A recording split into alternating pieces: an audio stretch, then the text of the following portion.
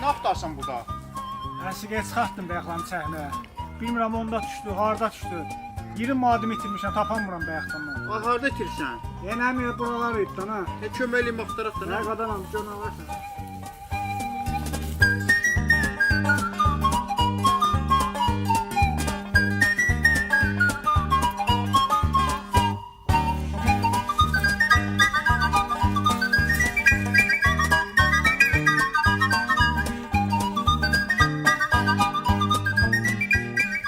Vay Natik.